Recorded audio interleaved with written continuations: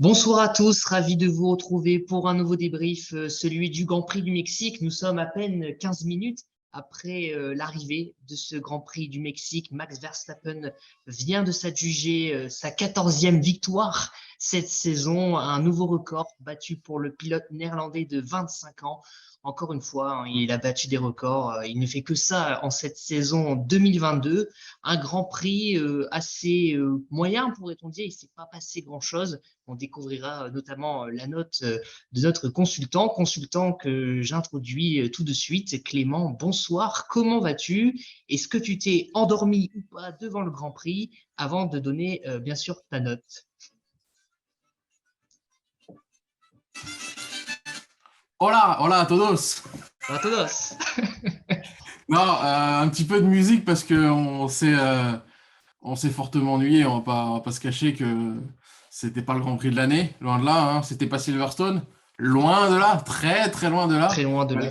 Malgré un magnifique stadium comme toujours, mais voilà, on n'a pas vibré. Mais bon, Max Verstappen est un peu plus entré dans l'histoire de la F1, même si, comme le précisait si bien Julien Febvre à l'antenne, en termes de pourcentage de Grand Prix, il n'est pas encore le numéro 1. Il faudrait gagner au Brésil et à Abu Dhabi, ce qu'il peut clairement faire.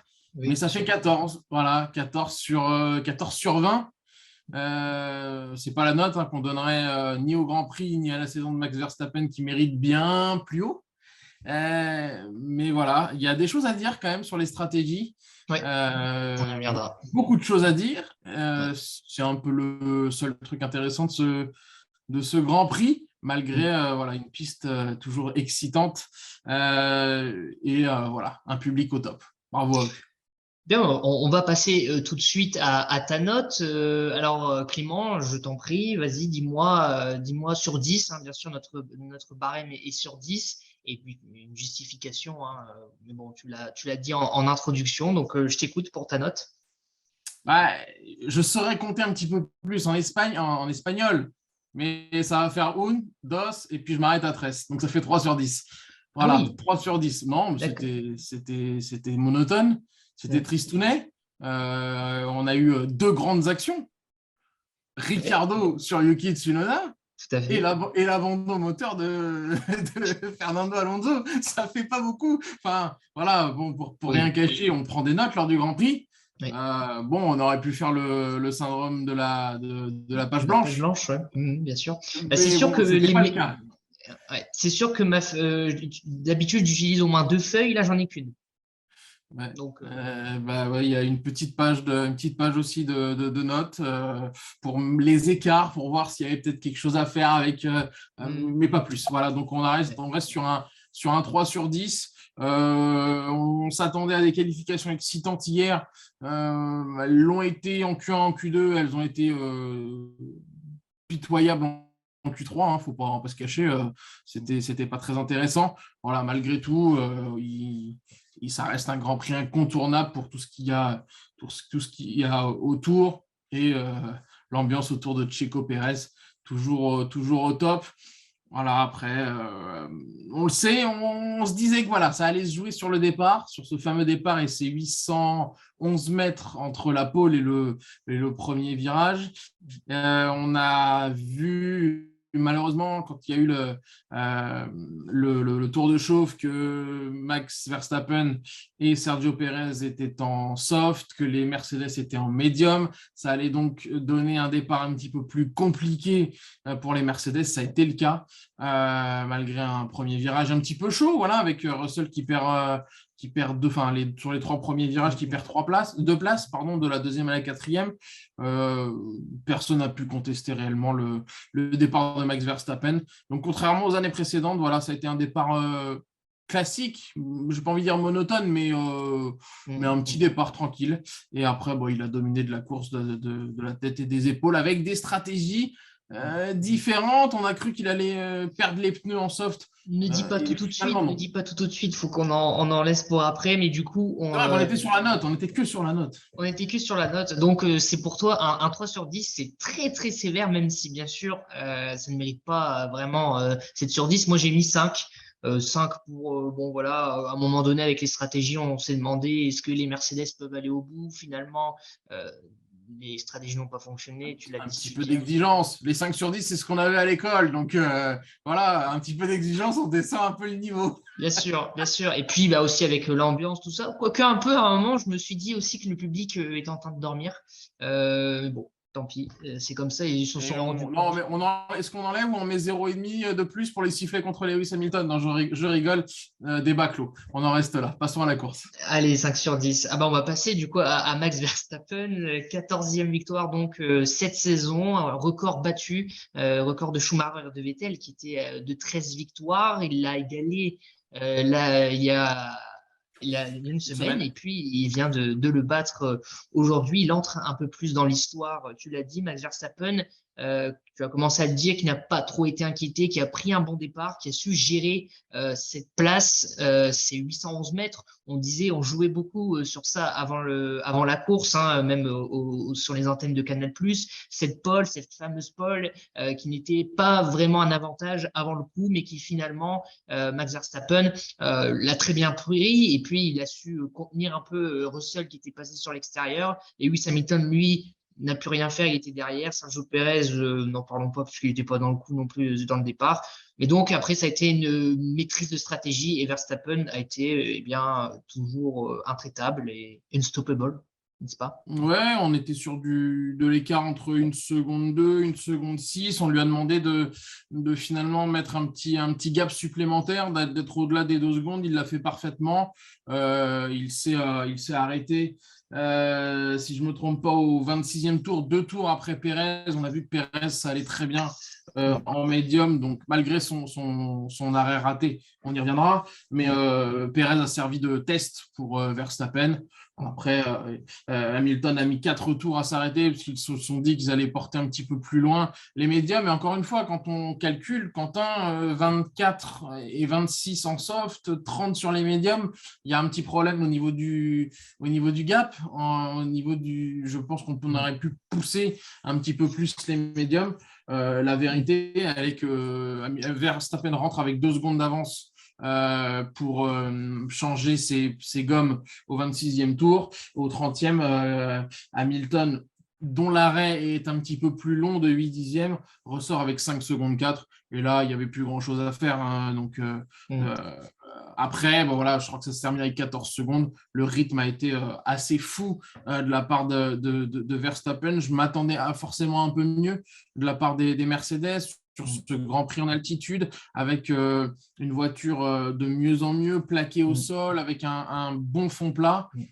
Mais ça a été quand même décevant. Au-delà de ça, on a eu le droit à un récital Red Bull. Un récital Red Bull, totalement. Ouais, ouais, bien sûr, un récital Red Bull et puis Verstappen qui toujours boit la pression. Hein, on l'a vu encore avant le Grand Prix, il était très Tel un souriant, très vrai à l'aise. Néerlandais. Il la boit vraiment tel un vrai Néerlandais.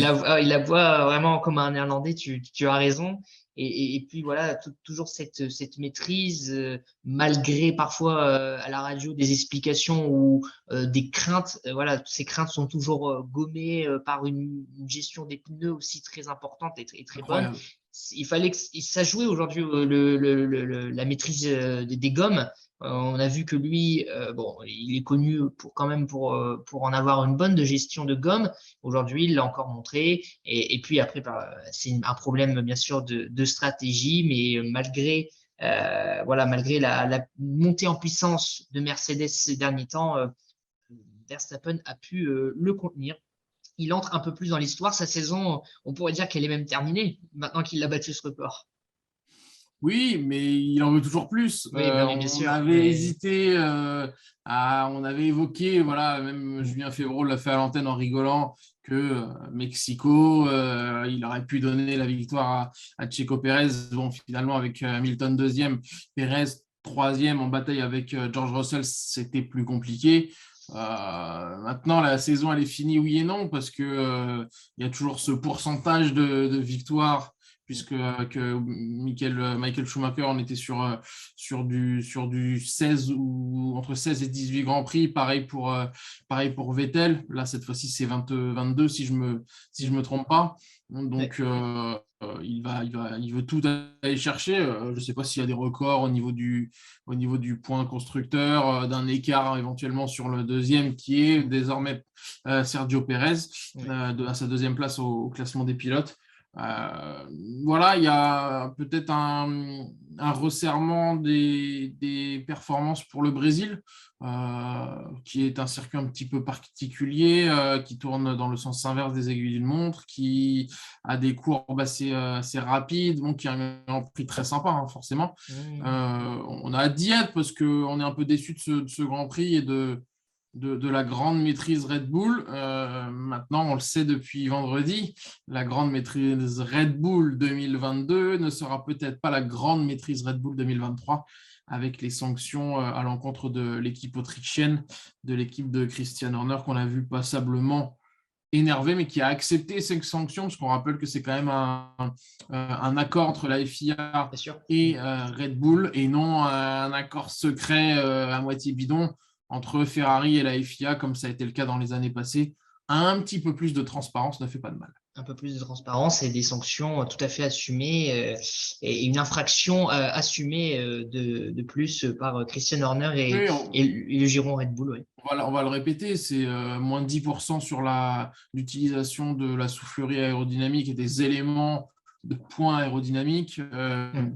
Alors, on ne sait pas combien de dixièmes pour le moment ça représente, c'est peut-être un peu trop tôt, mais on pourrait estimer qu'en début de saison, Red Bull serait la troisième force du plateau, ou la quatrième, ça dépend du gap. Il y a eu le rappel excellent de la part de Laurent Dupin et des équipes de Canal, puisque finalement, en fonction des performances des uns et des autres, il y a moins d'utilisation des éléments aérodynamiques, des éléments de la voiture pour ce qui est de la voiture 2023. Là, pour ce qui est du moins 10% de la pénalité, Christian Horner estime ça entre 3 et 5 dixièmes. Le paddock au Mexique, Julien Febvreau, Franck Montagny, Jacques Villeneuve parlaient de 2, 3, 4 dixièmes.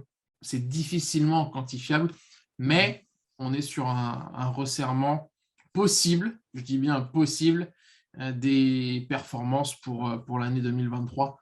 L'année 2023 est encore très loin, puisqu'il nous reste 2 grands prix passionnants, j'espère, à regarder. Tout à fait. Alors, on parle de Red Bull, justement, et il faut parler de leurs challengers, de leurs opposants. Mercedes, Ferrari, je prends cet ordre puisque Lewis Hamilton est deuxième ce soir. Lewis Hamilton qui pensait ce week-end, qui pensait la victoire possible. Finalement, la stratégie a fini par faire défaut à Lewis Hamilton. On rappelle que les deux Mercedes sont partis en médium et qu'elles sont passées ensuite au hard en pensant qu'elles auraient un meilleur rythme que ça. Ce n'a pas été le cas. Verstappen a toujours mis Hamilton à plus de 10 secondes. Qu'est-ce qui s'est passé chez Mercedes?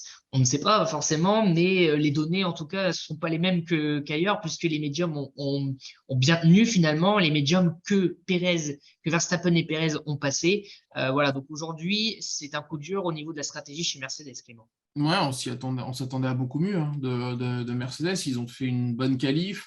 En partant 2 et 3, ils avaient toutes les cartes en main pour gêner cette équipe Red Bull. Je ne vais pas le cacher, la stratégie et les stratèges Mercedes, c'est mon flop numéro 1, puisque ce soir, ils se sont complètement ratés. Ils n'ont pas écouté leur pilote. Moi, c'est ça qui me gêne. George Russell avait raison surtout. Il voulait des softs pour finir le Grand Prix. On ne l'a pas écouté alors qu'il avait la possibilité puisqu'ils étaient partis en médium comme tu l'as dit. Les hards n'ont pas fonctionné à Austin dans des conditions pas certes pas similaire, mais de chaleur. Mhm. Donc, on ne comprend pas pourquoi ça a été utilisé là. Ils se sont trompés de A à Z. Et on comprend forcément l'énervement de George Russell et de Lewis Hamilton. Lewis Hamilton qui a même été remis en place par le remplaçant de Toto Wolff. C'est spécial de s'en prendre à lui de cette manière, mais voilà, un raté de Mercedes qui ne termine que deuxième et quatrième. Ce qui est dommage, hein, puisque Russell, au moment où il rentre au stand, il est donc en médium, il a plutôt un bon rythme, hein, Verstappen est deuxième à ce moment-là, et il voulait pousser les médiums le plus loin possible. Ça aurait peut-être fonctionné, puisqu'on sait que les médiums ont très bien agi sur ce circuit de Mexico. Donc effectivement, c'est un raté, c'est un loupé du côté des stratèges de Mercedes. Et tu le dis, hein, les stratèges qui n'ont pas été à l'écoute des pilotes. Et d'ailleurs, en fin de course, on a eu une légère embrouille entre Russell et ceux qui lui parlent à la radio. Donc, ouais, il faudra revoir ça. Je pense qu'il y aura un débrief, hein, entre l'équipe. Mais... Encore une fois, on a eu dans le passé des soucis pour Alpine, pour Ferrari, qui ont fait des stratégies qui n'étaient pas prévues pour le coup par Pirelli. Là, on voit sur certaines données que certains pilotes vont plus loin sur des stints, sur des longs relais, avec des performances qui vont bien ou des drops de performance concernant d'autres choses. On sait qu'il y a une armée. Alors, je passe. C'est un jeu de mots, mais c'est une armée mexicaine. Bon, ça convient parfaitement à ce Grand Prix-là, mais il y a une armée mexicaine qui est en Angleterre, qui gère finalement de loin. Je ne sais plus comment ça s'appelait, c'était la Dark Room ou quelque chose comme ça. Il y avait un reportage de Canal chez Sauber là-dessus, ou la salle fantôme. Enfin, je ne sais plus, bref. Et on ne comprend pas finalement que certains ingénieurs n'aient pas regardé tout au long du Grand Prix ce que faisaient les softs, et George Russell. Bon, le débrief risque d'être salé, le débrief en interne, mais il avait raison sur tout. C'est tout. C'est un point factuel. Ils ne l'ont pas écouté. Ils se sont écroulés. Ils terminent, alors certes, ils terminent avec un point important du meilleur tour, puisqu'ils gardent 15 points d'avance sur Lewis Hamilton à deux Grands Prix de la fin. Mais c'est une stratégie loupée, tout simplement, de la part de Mercedes. Et ça va faire causer, je pense, dans le petit monde de la F1 et en Angleterre. Le troisième homme de cette soirée, c'est le local de l'étape, Sergio Pérez, hein, qui finit à la même place que l'an dernier. En fait, on a le même ordre, le même podium qu'en 2021. Verstappen, Hamilton, Pérez. Pérez qui fait la bonne opération, hein. Il repasse devant Charles Leclerc au classement pilote. Il a 5 points d'avance, 280 Pérez, 275 Leclerc, à 2 courses de la fin, avec une course sprint en plus au Brésil. Donc, ça va amener encore pas mal de suspense, hein, pour cette P2 au championnat. En tout cas, voilà, Pérez aurait pu faire mieux peut-être avec les hard d'Hamilton, ses médiums à lui. Il aurait peut-être pu aller le chercher. Finalement, ça n'a pas été le cas. Lewis Hamilton ayant bien géré notamment ses gommes dures, hein, on peut lui accorder cela. Dommage pour Pérez de ne pas avoir terminé deuxième. Ouais, il y a ce souci de cet arrêt de long de 5 secondes au 24e tour. Bon, il tentait l'undercut qu'il n'a forcément pas réussi avec cet arrêt complètement loupé de la part de Red Bull, avec un souci à l'arrière gauche. Il a tenté, on l'a vu vraiment faire des drôles de performances. Il a eu le meilleur tour avant que Russell ne le batte dans les derniers instants. Il tournait vraiment sur un gros rythme, et puis en rentrant sous la seconde 5, sous la seconde 3, il a vu que ça allait être compliqué. On l'a vu se rapprocher, je crois, à 8 dixièmes, mais c'était déjà trop long. Et on le sait que ces moteurs, il y a eu pas mal de petites alertes au niveau de la boîte de vitesse, au niveau du moteur. Souffre à Mexico, qui est à plus de 2200 mètres d'altitude, ce qu'on ne voit jamais tout au long de la saison en Formule 1. Donc, il faut jouer avec ça, il faut jouer avec le manque d'oxygène aussi. Et ça a peut-être coûté la deuxième place à Sergio Pérez, qui néanmoins réalise un week-end tout à fait convenable. Une 4e place en qualif, une 3e place là. Pas grand-chose à dire de plus. Justement, on voyait qu'en qualif, il était un peu en deçà des 3 autres pilotes, de Verstappen, Hamilton et Russell. Mais voilà, il a assuré le podium à la maison et ça fait toujours plaisir.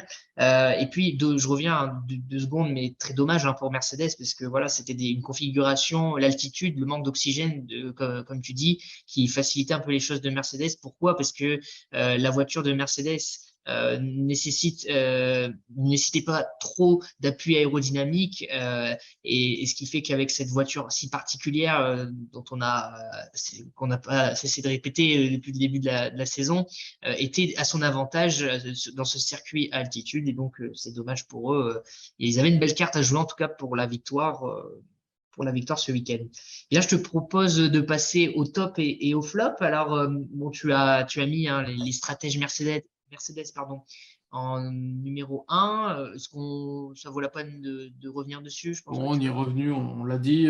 J'ai mis Verstappen et Perez en top parce que Perez a su monter sur le podium. Verstappen a fait une course parfaite. Pas grand-chose à dire de plus. Un mi-top, mi-flop, c'est Ricciardo. Le flop parce que son dépassement, son action sur Yuki Tsunoda n'est pas belle.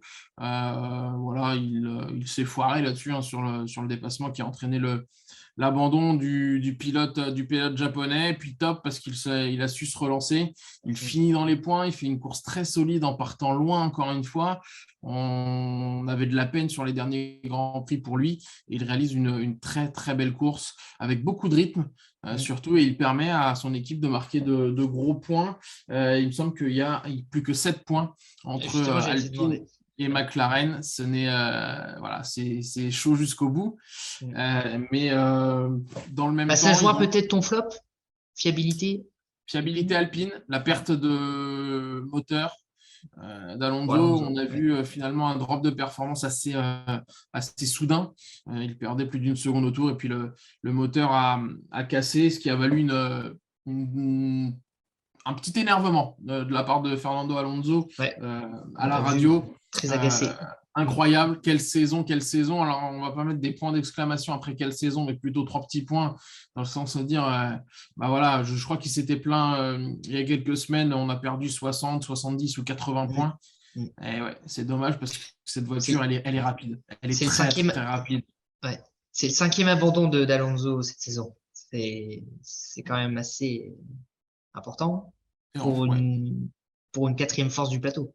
Mais trop, c'est beaucoup trop. Il devrait être net 4e dans ce combat du classement constructeur. Ils vont avoir peur jusqu'au bout du retour des McLaren parce qu'on sait qu'elles sont rapides à l'image de Lando Norris et Ricciardo va vouloir finir son semblant de carrière, on ne sait plus trop, en F1 de la meilleure des façons comme il a fait aujourd'hui.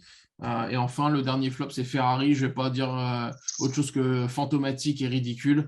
On ne les a pas vus du week-end, on ne les a pas vus de tout le week-end, voilà, de la course, presque à se prendre un tour. La voiture n'a plus été améliorée depuis de nombreuses semaines pour se concentrer sur 2023. Exactement. On saura dans nos prochains podcasts de mars 2023 à avril 2023 si c'était une bonne chose ou pas, mais pour l'instant, voilà, c'est compliqué pour eux.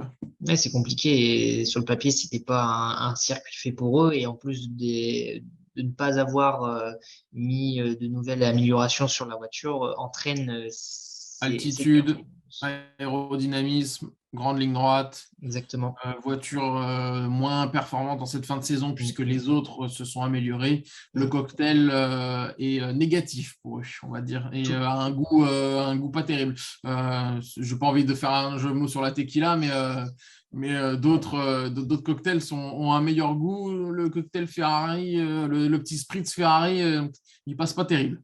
Pas terrible, exactement. Moi, j'en profite pour parler de mon petit top, petit top, mais voilà, il est de retour et il a fait un week-end un très très bon week-end. Valtteri. Je le félicite. Il s'agit de Valtteri Bottas qui revient dans les points. Il est 10e, il marque un point qui est important puisque Aston Martin n'a pas marqué de point.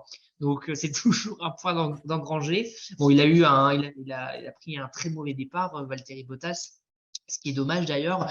Peut-être qu'il aurait pu finir au-dessus, mais les Alpines et les McLaren sont au-dessus des Alpha Romeo. Donc c'est dommage, mais en tout cas, une qualification incroyable de Valtteri Bottas un samedi on fire, le Finlandais. Donc c'est pour ça que je l'ai mis en top. Ça fait un très long moment qu'on l'avait pas vu. Il est Canada.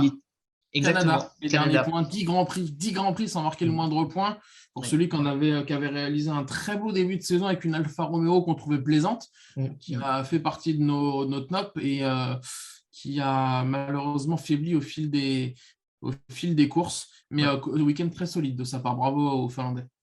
Exactement. Et puis, on verra aussi ce que ça donne du côté de la bataille pour la P6 entre Alfa Romeo et Aston Martin.